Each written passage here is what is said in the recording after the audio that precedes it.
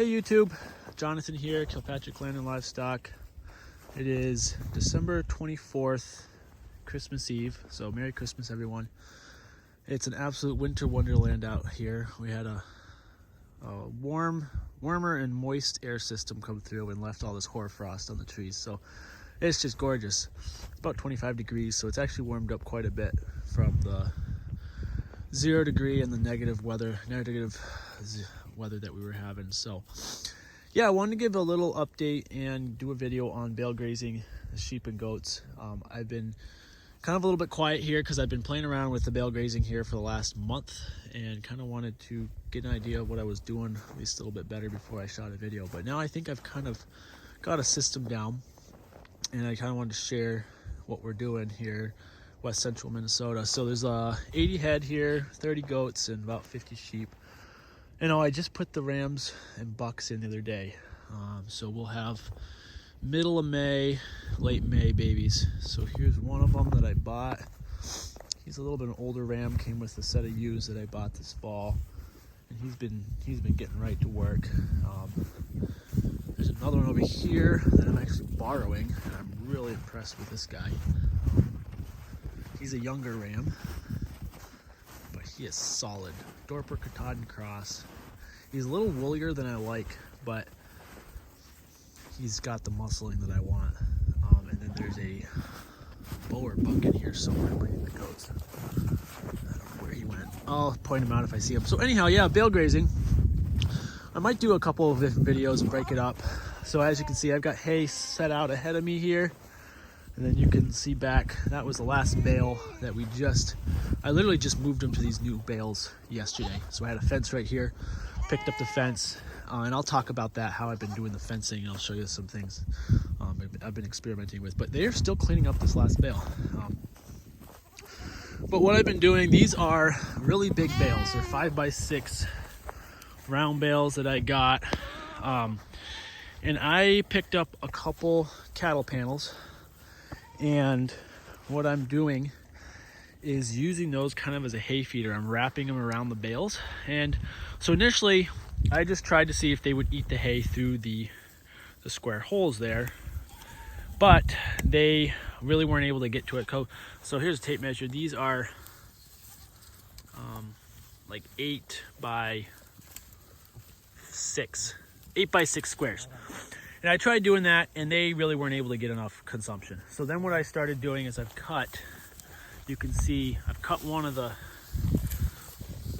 rods, so now I'm making a much bigger opening. And so I've spaced those.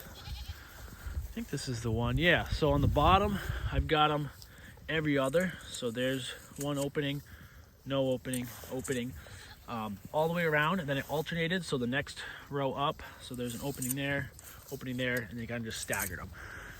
So far that has been working well. Does seem to be cutting the waste, keeps the bales up, and yeah, kind of a good balance of letting them access the hay, but also not too much access, and trying to control a little bit of the waste. Although I have been finding that they've been doing such a good job cleaning up this hay. It's a fairly good quality hay. So because these bales are 5x6 bales, these panels actually won't fit all the way around. So what I've had to do until they eat the bale down is I've got a ratchet strap that I'm using just to keep the ends together. See it right here, right there. Just a ratchet strap that I hooked on, and I just wrap it, pull it tight, and then crank it. And then as they eat the bale, I'm just tightening that ratchet strap up. And then when I finally get the two ends close enough, I'll just take a metal clip and clip them together. I don't know if I have one of those clips on here. I can go to the other one and show you. But yeah, they do pull more hay out of there. Oh, here's the clip. So I just use one of these clips, clip them together, take the ratchet strap off, and we're good to go. So yeah, that's been working. Obviously, there's going to be more refinement that I'm going to do to the system, but I really like not having to come out here every day and roll out hay. For those of you who may be not super familiar with bale grazing, in northern climates, it's pretty more common practice than probably down south. When you have hard frozen ground, you can set out sometimes a whole winter's worth of hay, kind of like this in a pattern. These are probably, I don't know, 50, 60 feet apart or so. Some people space them 30, 40. And you can just set out almost your hay in about a day. And then when it's cold out, you don't have to start the tractor, try to get a diesel going and all that. You just pick up fences and rip off the net wrap. So very common up here in Minnesota, Canada, these northern climates. So yeah, here's the second bale. Same idea on this one, just alternating where I cut the holes. And you can see they haven't tried to pull hay out of here.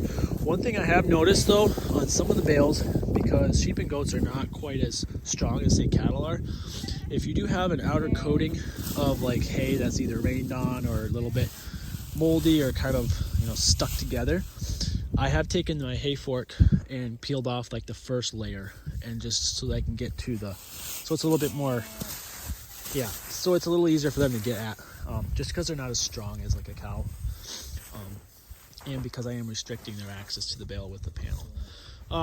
Another thing on these panels, these are not just your like Fleet Farm or farm store. These are actually 1/4 inch, I think they're 1/4 inch rod, maybe they're just 4 gauge or 2 gauge. They're not just like a chintzy like regular, these are much thicker, and I was actually trying to find a thicker panel, but these are like the strongest and the sturdiest panels I could find. Actually take my tape measure and measure that. I thought it was 1/4 inch, might have been something different. 1/4 inch. Yeah, it's pretty much 1/4 inch. Whoops, sorry. Pretty close to 1/4 inch rod. So they're very strong, and I did actually, whoops, on this end, I just stood on the ground and bent this side up a little bit just to help them when the ends do come together. So anyhow, I'm going to sign off for now, but go ahead and subscribe, because I'm going to do a couple more videos and show you more parts of this as we go, such as my fencing setup.